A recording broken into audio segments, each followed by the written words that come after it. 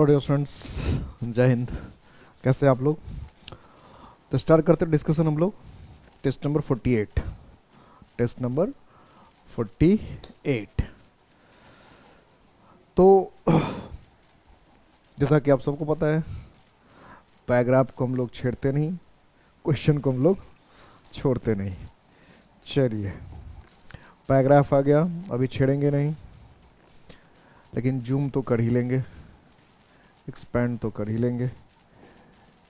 चलिए, थोड़ा सा लंबा पैराग्राफ दिख रहा है, ये तो आवाज़ आ रही है ठीक ठाक। चलिए क्वेश्चन देखना शुरू करते हैं। फर्स्ट क्वेश्चन है, education for women is necessary. Education for women is necessary, क्यों जरूरी? To enable more women to conquer Mount Everest. कोई तो ये तो सेंस से बेतुका आंसर हो गया, ठीक है, ये बेतुका आंसर हो गया तो होगा ही नहीं। टू असर इन मॉडर्न प्रोग्रेसिव सोसाइटी। असर इन का मतलब क्या? स्टार्ट, शुरू करना। तो मॉडर्न प्रोग्रेसिव सोसाइटी ये हो सकता है।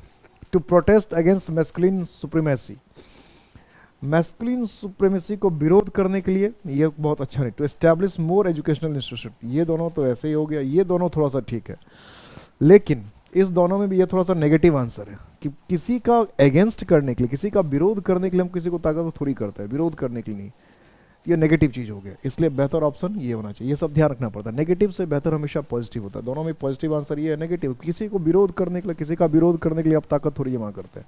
हम ताकत इसलिए जमा करते हैं ताकि हम अच्छे से चल सके, हम अच्छे काम करें, हम बेहतर कर सकें। इन प्रेजेंट टाइम्स,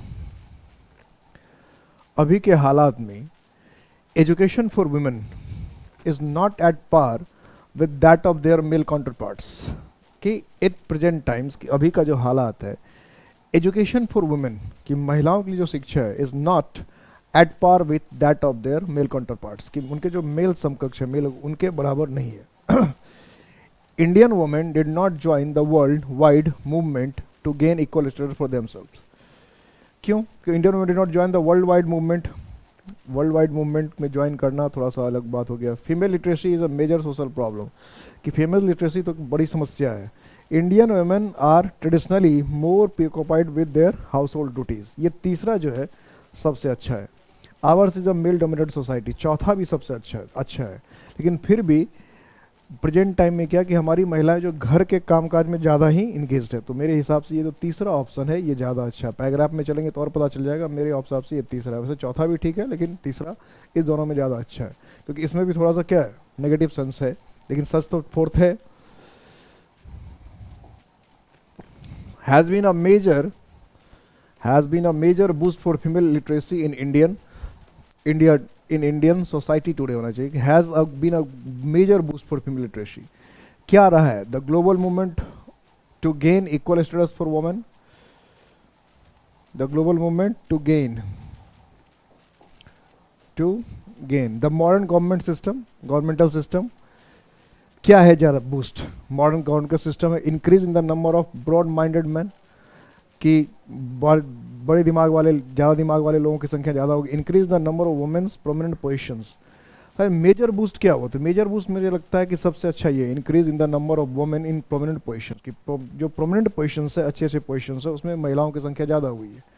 तो फोर्थ ऑप्शन मेरे हिसाब से ज़्यादा अच्छा रहेगा। पैराग्राफ में तो चलेंगे, देखेंगे क्या कह रहा है। Progress and improvement in education for women has enabled them, कि progress and improvement in education for women has enabled them. तो अगर प्रोग्रेस हुआ है, एजुकेशन में इम्प्रूवमेंट हुआ, तो उससे क्या हुआ? Overthrow mail हेगमनी। हेगमनी का मतलब क्या? दादागिरी, कि मेल के दादागिरी को ओवरथ्रो कर सकती है। बैक कॉवेटेड पोजीशन फॉर देमसेल्फ, बड़े अच्छे अच्छे पोजीशन, लालच वाले, लोभ वाले, यानी मज़ेदार मलाई वाले पोजीशन अपने लिए ले सकती है। Create an impact on all aspect life, कि हर जीवन के जो हर पहलू है उस पर प्रभाव डाल सकती है। ऑल ऑफ द अबव, ये सारे। तो ये फोर्थ ऑप्शन ज़्यादा बेहतर है, फोर्थ ऑप्शन मेरे ख्याल से ज़्यादा अच्छा है। तो इसका मतलब 4 में से 3 क्वेश्चन तो बन ही गया, 4 में से 3 तो बन गया, ये लगभग 4 के 4 बन गए बिना पैराग्राफ में जाए हुए। फिर भी एक बार देख लेते हैं। Women's education is one of the foremost concerns of the government of India, चिंता का विषय है, भारत सरकार के लिए हमेशा परेशानी का सबब रहा है। As well as the society, साथ साथ सोसाइटी के लिए एट लार्ज, बड़े पैमाने पे। It is due to the fact, ये इस फैक्ट की वजह से, इसके कारण है, due to the fact that at the present time the educated women play a very significant role in overall development and progress of the country. देखिए पहला का ऑप्शन सही हो गया। Women have hold a prominent position in the Indian society and all over the world. However, since the prehistoric times, women were denied opportunities and had to suffer for the hegemonic masculine ideology. This unjustifiable and unwarrantable oppression had resulted into a movement that fought to achieve the equal status of women all over the world. Women's education in India is the consequence of such progress, and this led to the tremendous improvement of women's condition throughout the world. Nevertheless, education of female literacy is considered as a major concern today. In the present era, the Indian society has established a number of institutions for the educational development of women and girls. These educational institutions aim for immense help and are concerned with the development of women. In the modern society, women in India have come a long way. Indian women are at par with men in all kinds of tasks like reaching the moon, conquering Mount Everest, and participating in all fields. All this is possible just because of education and the profound impact it has had on women. तो इसमें difficult word एक भी इस्तेमाल नहीं किया था, इसलिए मैं इसका हिंदी नहीं बता रहा था, क्योंकि हिंदी जो इसका बहुत आसान है, बहुत मुश्किल हिंदी नहीं था, इसलिए मैंने इस पर ज़्यादा ध्यान दिया, बहुत आसान सा पैराग्राफ था। अब चलते हैं हम लोग आते हैं इसमें, एजुकेशन फॉर नेसेसरी क्यों है। तो ये पहला का आंसर तो आ गया था, दूसरे तीसरे लाइन में था कि अगर हम मॉडर्न प्रोग्रेस करना चाहते हैं, डेवलपमेंट करना चाहते हैं, तो उनका रोल होना चाहिए। Next, in present time education for women not at par with that of their male counterparts. क्यों नहीं है? इंडियन, ये तो बात हुआ नहीं, female literacy is major social problem, ये तो प्रॉब्लम था, क्यों नहीं है? तो इंडियन ऑलरेडी ट्रेडिशनली और मोग ये होगा, ठीक है, और ये भी एक कारण हो सकता था। तो एट प्रेजेंट टाइम्स की प्रेजेंट टाइम में क्यों हुआ? तो education for women is not at par with that of their male. क्यों है? क्योंकि ट्रेडिशनली आज भी औरत क्या होती है कि अपने घरों में ज़्यादा, घर के काम काज में ज़्यादा इन्वॉल्व है, यही मेन रीजन है। तो इसलिए थर्ड ऑप्शन यहाँ भी ठीक था। हैज़ बीन अ मेजर, तो क्या रहा है? Increase in the number of women permanent positions, ये the modern government system, increase in number of, ये तो नहीं, तो फिर ये तो तो ये भी जो है, ये है for female literacy in Indian to India में फीमेल लिटरेसी के लिए क्या हुआ, क्या कारण है? तो दोनों, ये फर्स्ट और फोर्थ दोनों बेहतर है। मेजर बूस्ट किया था, एक बार चले पैराग्राफ में, मेजर बूस्ट किया है, major boost consequence of progress and क्या कह रहा है, यहां देखते हैं। Since the prehistoric time, women were denied opportunities and had to suffer for the hegemonic masculinity. The unjustifiable and unwarrantable oppression had resulted into a movement that fought to achieve the equal status of women all over the world. Women's and education in India is the consequence of such progress, and this led to the tremendous improvement of women's condition throughout the world. तो इससे ये लग रहा है कि ये जो movement जो हुआ उसी का परिणाम हुआ। यहाँ से देखो, resulted in a movement that fought to achieve the equal status for women.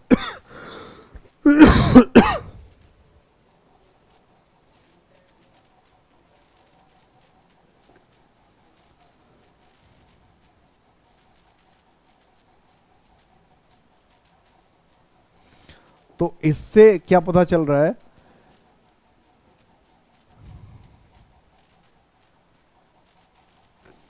कि ये जो global movement to gain equal status for women, इसका ज़्यादा प्रभाव था। सही ये भी है, लेकिन मेजर बूस्ट क्या, मेजर कारण क्या? तो मेजर कारण इस पैराग्राफ के हिसाब से ये है कि पूरे ग्लोबल मूवमेंट था, तो ग्लोबल मूवमेंट का असर जो है इंडिया पर भी पड़ा।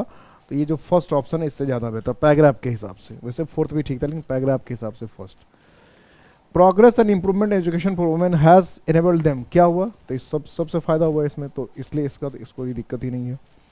एक में थोड़ा सा देखना पड़ा, नहीं तो चार वैसे बन गए थे 4 के 4, इसलिए हमेशा पैराग्राफ को एक बार देखना पड़ता है, क्योंकि कभी कभी क्लोज ऑप्शन बिल्कुल रहता है, तो एक आध क्वेश्चन में कभी डाउट रह जाता है, हो सकता है, इसलिए पैराग्राफ को तो देख ही लेना है हमेशा सारे क्वेश्चन बनाने के बाद। Find out error part in the sentence, error कहाँ है भाई, बनाओ। A moment delay would have proved costly in the situation. A moment delay, कि 1 मिनट का भी खतरा कॉस्टली साबित हो सकता था। 1 मिनट का भी देर होता तो कॉस्टली यानी महंगा साबित हो सकता था। क्या गलती है? एक क्षण का भी, एक क्षण का भी।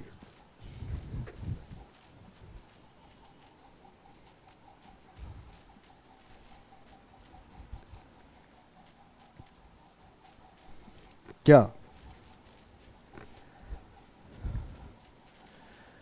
केस का क्वेश्चन, एक क्षण का भी, एक क्षण का भी, तो अब मोमेंट्स डिले होना चाहिए ना।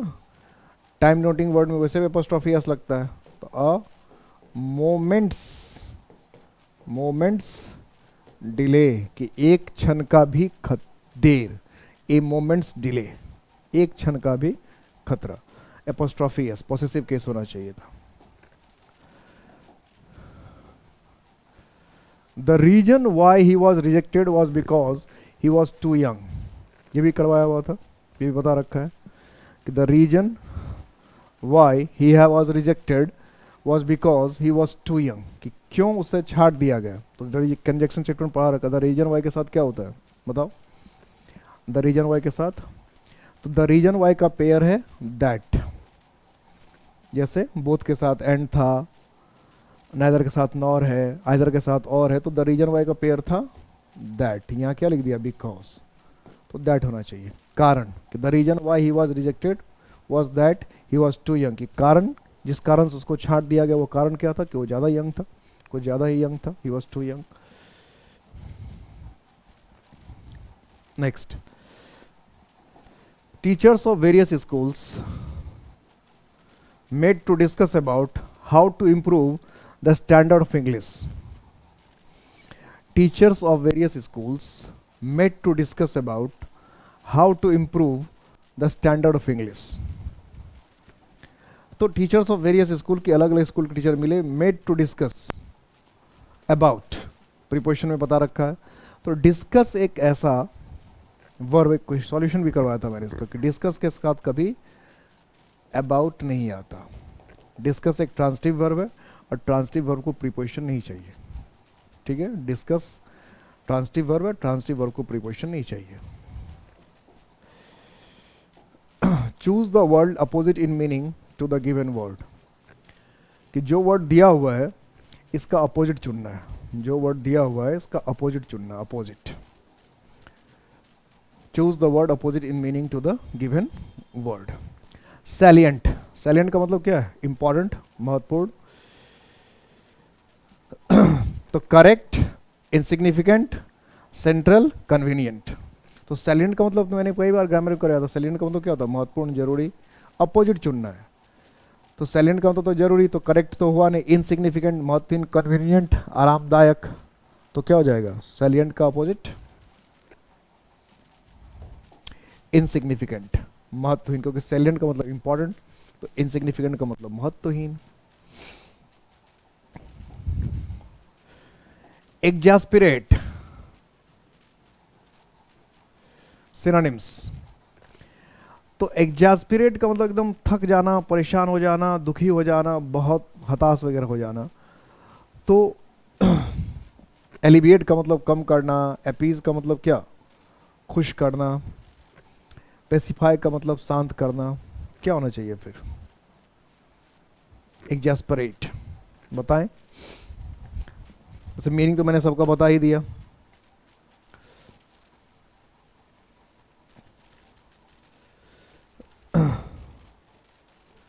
क्या करें? एग्जास्परेट,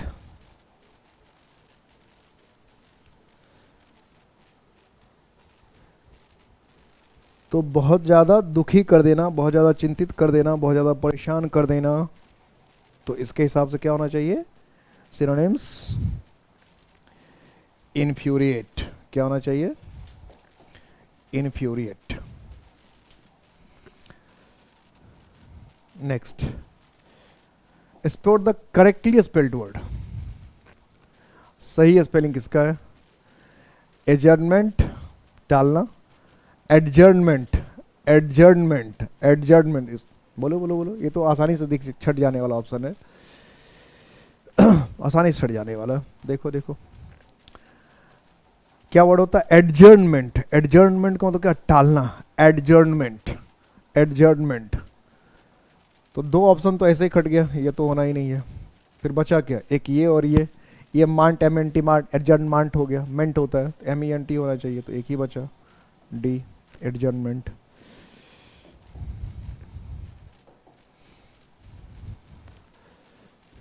वन वर्ड सब्सटेंस चुनना है।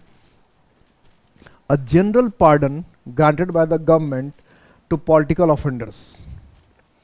A general pardon granted by the government to political offenders.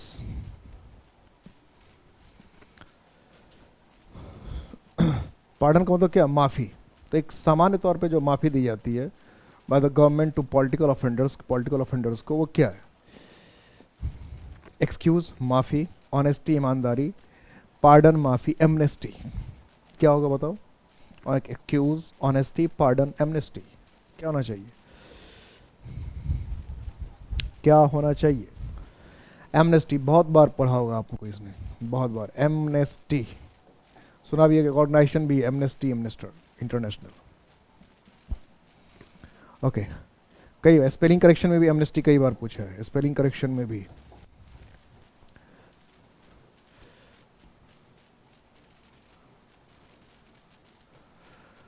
Pull a long face, pull a long face. Choose the alternative which best expresses the meaning of the idiom phrase. Pull a long face.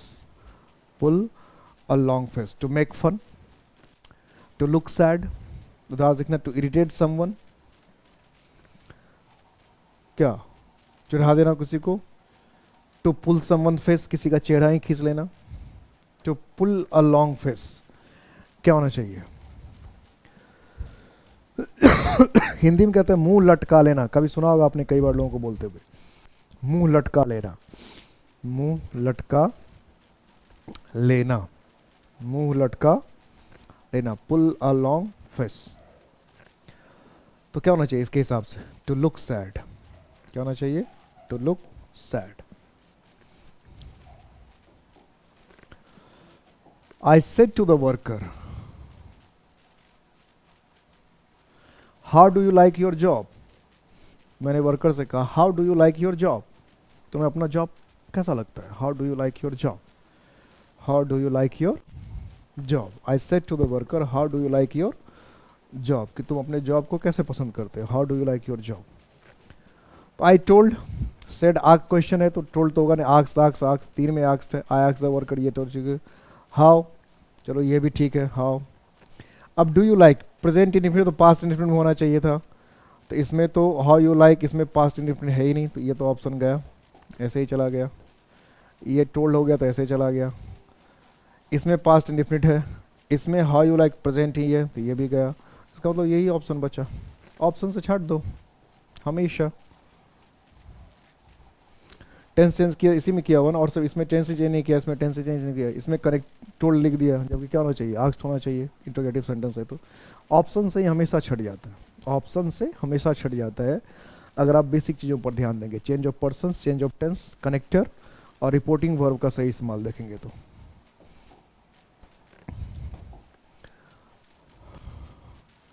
The movie will create tension in Indian society, ये जो movie है ये Indian society में tension create करेगा, ये जो movie है ये इंडियन सोसाइटी में टेंशन क्रिएट करेगा, ये जो मूवी है वो इंडियन सोसाइटी में टेंशन क्रिएट करेगा। The movie will create tension in Indian society. तो टेंशन वुड बी क्रिएटेड, देखो ये विल से वुड कर दिया, ये तो होगा ही नहीं, ऑप्शन ऐसे ही छट गया। टेंशन शैल बी, ये बदल ही दिया, तो ऐसे होगा क्योंकि मूवी विल है तो आपको शैल लिखने की रिवर्स करने की जरूरत नहीं है, तो ये गया। Tension will be created in the Indian society by the movie, tension can, ये देखो कैन है, ये भी खत्म हो गया। तो बचा क्या, एक ही ऑप्शन बचा सी। सारे ऑप्शन हमेशा छट जाते हैं हमेशा। अब मान लो यह मूवी के साथ यहाँ पर सेल होता तो यहाँ भी फिर सेल वाला ऑप्शन होता, यदि यहाँ विल नॉर्मल है तो यहाँ भी इसलिए टेंशन विल ही होगा। अगर यहाँ सेल होता तो फिर ये सेल वाला ऑप्शन होता, क्योंकि मैं जब नरेशन बना रहा था तो बता रखा, ये वॉइस बताया तो बताया था इस बात को, ध्यान है ना। The man was absorbed his work, preposition का क्वेश्चन है, fill in the blanks, preposition का क्वेश्चन है, ध्यान दीजिए। द मैन वॉज एब्जॉर्ब्ड, तो एब्जॉर्ब का प्रीपोजिशन क्या है? इन, एब्जॉर्ब्ड इन, डूबा हुआ था, इंसान जो था अपने काम में डूबा हुआ था, मगन था, हिंदी में कहते हैं एकदम काम में मगन था, काम में डूब गया था, काम में मगन था, काम में डूबा हुआ था। आई इंसिस्टेड, ये कई बार रिपीट हुआ, आप वेरियस एग्जाम के, कॉम्पिटिटिव एग्जाम के देखेंगे पेपर तो आपको ये तो रिपीटेड मिलेगा। एब्जॉर्ब वाला भी, इंसिस्टेड, इंसिस्ट का मतलब क्या? किसी पे जोर डालना, किसी बात पे जोर डालना, इंसिस्ट, जोर डालना किसी भी चीज़। तो आई insisted he is living the place, तो आपने जोर डाला कि भाई उस जगह को छोड़ दे। प्रीपोजिशन बताओ इंसिस्ट का, ये सब तो याद ही रखना, ये सब रिपीट होने वाला है, बार बार क्वेश्चन पूछा जाने वाला है, तो याद ही रखना है इसको, याद ही रखने का है, इसको याद ही रखना। तो क्या हुआ? I insisted he is living the place, क्या होगा? आई इंसिस्टेड, इंसिस्ट का प्रीपोजिशन क्या है? ऑन, इंसिस्ट का preposition on, I insisted on his living the place, insisted on. Politicians are always respected, कैसे पॉलिटिशियंस? राजनीतिकों की हमेशा सम्मान होता, कैसे? कंसस, जागरूक, कॉन्यूटियस, ये तो कोई पता नहीं क्या वर्ड है, कॉन्यूटियस कुछ लिखना चाहता होगा, और कंसाइंसस और केयरफ्री, केयरफ्री का मतलब चिंता मुक्त, जिसको किसी बात का चिंता ही ना हो। तो कंसाइंसस ये जो वर्ड है ये काफ़ी इंपॉर्टेंट है, इसको हमेशा ध्यान रखना है, ये स्पेलिंग करेक्शन में भी आता रहता। कंसाइंसस, कंसाइंसस का मतलब हो गया जो सही गलत के बीच में अंतर समझता है, जिसको सही गलत का पता हो कि सही क्या है गलत क्या है, उसको कहते हैं कंसाइंसस। ठीक है, तो कंसाइंसस का मतलब जिसको सही गलत का पता हो कि सही क्या है गलत क्या है। और कॉन्यूटियस ये जो वर्ड है ये तो मुझे नहीं लगता है कोई वर्ड है, मैं चेक करूंगा कभी तो बताऊंगा, आप एक बार चेक कर लेना कि कोई इसका मीनिंग है क्या। और एक सेकंड रुक जाओ, मैं कहीं देख लेता हूँ।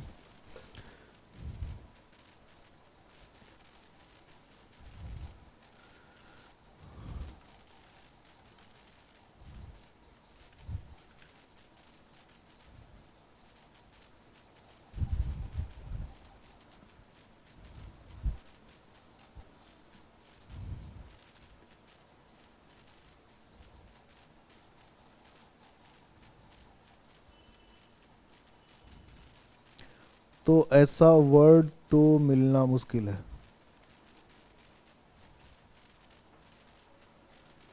ओके, तो ऐसा तो वर्ड है नहीं, मुझे भी लगा था। तो मुझे ऐसा लगता है कि ये जो है ना ये मिसप्रिंट हुआ है लिखने में, ये मुझे लगता है ये कॉसस लिखना चाह रहा है, ऐसा लग रहा है मुझे, कॉसस, CAU, कॉसस मिसप्रिंट हो गया, क्योंकि ऐसा तो वर्ड ही नहीं है इंग्लिश में। तो इस फिर भी मैं चेक कर लेता हूँ कभी कभी, क्योंकि बिल्कुल ना इंग्लिश का क्या भरोसा, कहीं कोई वर्ड हो भी। तो ये कॉसस लिखना चाह रहा था, कॉसस, कॉसस का मतलब क्या? सावधान सतर्क। तो कॉसस नहीं होना चाहिए था, कंसाइन, मतलब कॉसस होना चाहिए था, गलती से वो स्पेलिंग हो गया था कंसाइंसस। और फ्री मैच भी कर रहा है, कंसस, कॉसस, केयरफ्री, तो पैराग्राफ के हिसाब से भी ठीक ठाक है। तो कॉस, तो कंसाइंसस होना चाहिए। स्पेलिंग करेक्शन के लिए बहुत इंपॉर्टेंट वर्ड है, वन वर्ड सब्सटेंस के लिए भी बहुत इंपॉर्टेंट वर्ड है, इसको ध्यान रखना है। वन वर्ड सब्सटेंस में भी आएगा, स्पेलिंग करेक्शन में भी आएगा। कंसाइंसस, कंसाइंसस का क्या मतलब हो गया? जिसको सही गलत के बीच में फ़र्क पता हो, या जो सही गलत के बीच में फ़र्क करना जानता हो, जो सही गलत के बीच में फ़र्क करना जानता हो, उसको कहते हैं कंसाइंसस। ठीक है, conscious. Next, the old man could not remember, the old man could not remember where he deposit his money। तो the old man could not remember, उसको याद नहीं आ रहा था, इसका मतलब पैसा तो उसने जमा कर दिया होगा। तो ही कुड नॉट रिमेंबर है, मतलब याद नहीं कर पा रहा, इसका मतलब कहीं ना कहीं तो पैसा उसने जमा कर दिया, और पैसा जमा करने के बाद उसको याद नहीं आ रहा, यानी कुछ समय बीता है। तो ये तो पास परफेक्ट का केस हो जाएगा ना, कि उसको याद नहीं आ रहा कि भाई कहाँ पर उसने पैसा जमा किया था। तो इसके हिसाब से चले तो फिर क्या है, ये ज़्यादा बेहतर है कि where he had deposited his money, कि उसने अपना कहाँ पैसा जमा कर दिया, उसको याद ही नहीं आ पा रहा, याद ही नहीं कर पा रहा था कहाँ उसने अपना पैसा जमा कर दिया, ये वो याद ही नहीं कर पा रहा था, या ये उसको वो याद ही नहीं आ पा रहा था। 19, read the instructions and find out which of the four combination is correct. कि भाई पहले आप पढ़ लीजिए सेंटेंस को और फिर ढूंढिए कि इसमें से कौन सा कॉम्बिनेशन जो है करेक्ट है। Was a complex personality in which the was a complex personality, P से तो शुरू नहीं हो सकता क्योंकि इंट्रोगेटिव सेंटेंस होगा, तभी उसका मतलब कोई ना कोई सब्जेक्ट होगा। इसका सब्जेक्ट देखिए कि विजनरी एंड द इसेंट्रिक, ये भी सब्जेक्ट नहीं होगा। हेनरी फोर्ड, हेनरी फोर्ड ये हो सकता है, इसे शुरू हो सकता है। और ऐसा क्वेश्चन लगता है हम लोग पहले बना रहे हैं, नहीं आर से शुरू हो सकता है, तो आर से दो ऑप्शन शुरू हो रहा है। एक Henry Ford who build the model T car, और आर के बाद P was a complex personality in which the S and the के एस के बाद ये जो है पी के बाद एस मैच नहीं कर रहा है, इसका मतलब ये ऑप्शन तो नहीं, इसका मतलब ये ऑप्शन होगा, डी ऑप्शन होगा।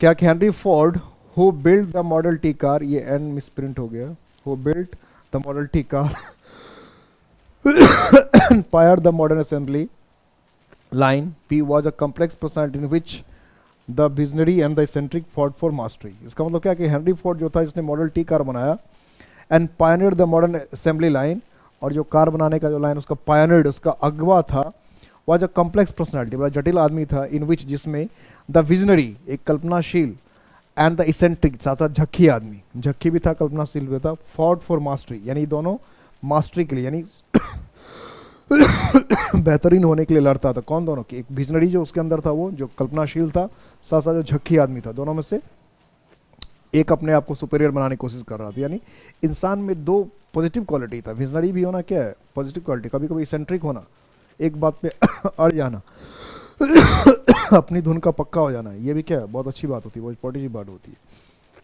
तो ठीक था, डी ऑप्शन हो जाएगा। हालांकि इसको लगता है मैंने कभी पिछले सेट में डिस्कस किया है।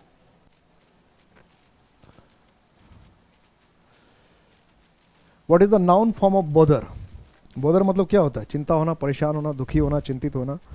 अब क्या बोदर का नाउन फॉर्म क्या है, बोदर का नाउन फॉर्म क्या है? तो बोदर का नाउन फॉर्म आपने सुना होगा, बहुत आम वर्ड है, अक्सर लोग बोलते रहते हैं, याद कीजिए आपको याद आ जाएगा, याद कीजिए याद आ जाएगा याद करेंगे तो याद आ जाएगा। याद आया क्या? बॉदरेशन। क्या होता है? बॉदरेशन, बॉदरेशन, तो बी हो जाएगा बॉदरेशन। क्या हो जाएगा? बॉदरेशन। ए है बॉदरेशन। बोझ, वजन, कोई ऐसा काम जिसमें आपको करने में मज़ा नहीं आ रहा हो तो उसको कहते बॉदरेशन हो गया है। नापसंद का, अरुचिकर, जिसमें कोई रुचि ना हो किसी इंसान का। और इम्पैक्ट एकेडमी हमेशा हर वक्त आपके साथ, आपके पास, आपके करीब, आपके हर एक प्रॉब्लम में आपका साथ देने वाला, आपके साथ रहने वाला। मैं हर एक बार कहता हूँ, हर टेस्ट में कहता हूँ, हर जगह कहता हूँ, कभी भी कोई भी प्रॉब्लम हो, कोई भी समस्या हो, कुछ भी दिक्कत हो, कुछ भी डाउट हो, तो उसे छुपा के नहीं रखना है, उसे शेयर जरूर करना है। अपनी बात को अपने तक नहीं रखना है। अगर डाउट है, कहीं कोई प्रॉब्लम है, कोई चीज़ है जिसे हमें समझना है, तो सबसे पहले अपने डाउट्स को क्लियर करना जरूरी होता है। अपने डाउट्स को क्लियर करना जरूरी होता है। अगर आपके डाउट्स ही क्लियर नहीं होंगे, अगर आपको अपनी बात ही समझ में नहीं आएगी, जो हमारी प्रॉब्लम है वही हमारा क्लियर नहीं होगा, तो फिर हम सब सक्सेसफुल नहीं हो सकते। तो सफल होने के लिए ज़रूरत है कि हमारा दिमाग बिल्कुल खाली हो, इसमें कोई डाउट हो तो उस डाउट का हमारे पास आंसर हो। ये बात हमेशा ध्यान रखिएगा। दिमाग में कोई डाउट, कोई शक शुबह नहीं होना चाहिए, कोई क्वेश्चन नहीं होना चाहिए, कोई इफ एंड बट नहीं होना चाहिए। और जो कोई क्वेश्चन है तो उसका सॉल्यूशन होना चाहिए। यानी फ्रेश माइंड से, खुला ओपन माइंड से एग्जामिनेशन हॉल में जाना चाहिए। तो कोई भी प्रॉब्लम हो, कहीं भी प्रॉब्लम हो तो ज़रूर कॉन्टेक्ट कीजिएगा। जय हिंद।